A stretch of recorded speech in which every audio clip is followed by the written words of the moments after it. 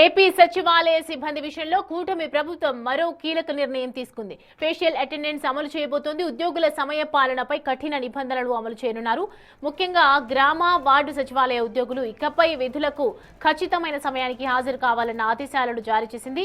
ఆలస్యంగా వస్తే ఆ రోజు వేతనంలో కోత విధించాలని నిర్ణయించింది ప్రభుత్వం. ఈ సంస్కరణల ద్వారా సచివాలయ వ్యవస్థ మరింత పటిష్టం చేయాలన్నది కూటమి సర్కార్ యోచనగా తెలుస్తోంది.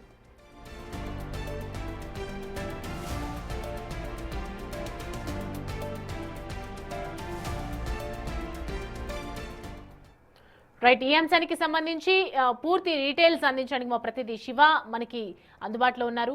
శివ, ఏపీ సచివాలయ సిబ్బంది ఇటు నిర్ణయం ఏదైతే కీలకంగా తీసుకున్నటువంటి నిర్ణయం ఉందో దానికి సంబంధించి ఏంటి డీటెయిల్స్? ఫేషియల్ అటెండెన్స్ అంటే ఏంటి, ఏం అమలు చేయబోతోంది, దీనికి సంబంధించి డీటెయిల్స్ చెప్పండి.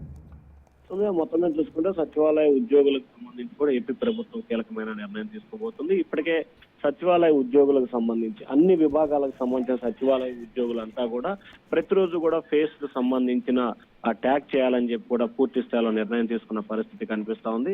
సచివాలయ సిబ్బందికి సంబంధించి ఒక రోజు వచ్చి మరొక రోజు రాకపోవడం, అలాగే ఉదయం డ్యూటీకి వచ్చి ఆ తర్వాత రాకుండా వెళ్ళిపోవడం జరుగుతున్న పరిస్థితి కనిపిస్తోంది. ఈ నేపథ్యంలో ఫేషియల్ అటెండెన్స్ వేయాలని చెప్పి కూడా ఏపీ సర్కార్ కీలకమైన నిర్ణయం తీసుకున్న పరిస్థితి కనిపిస్తా ఉంది.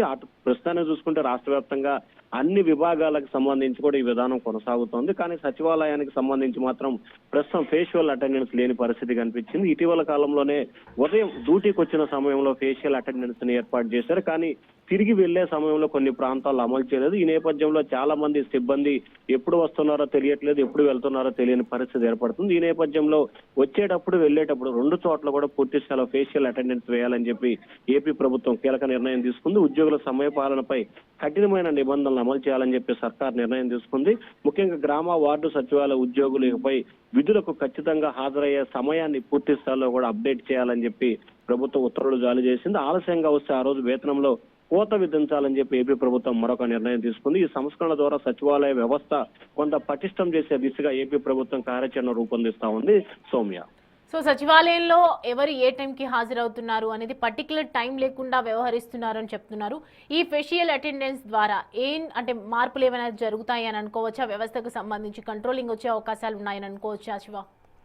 అంటే ఖచ్చితంగా ఫేషియల్ అటెండెన్స్ కి సంబంధించి వారు ఎక్కడైతే విధులు నిర్వహిస్తున్నారో ఆ విధులు నిర్వహించే కార్యాలయం నుంచి కూడా బ్యాక్గ్రౌండ్ దాన్ని పెట్టుకొని ఫేషియల్ అటెండెన్స్ ని ఏర్పాటు చేయాల్సిన పరిస్థితి కనిపిస్తాం. సో ఎప్పుడు వస్తున్నారు, ఎప్పుడు వెళ్ళిపోతున్నారు అనే దానికి సంబంధించి కూడా పూర్తి స్థాయిలో ప్రభుత్వం దగ్గర పక్కా డేటా ఉంటుంది.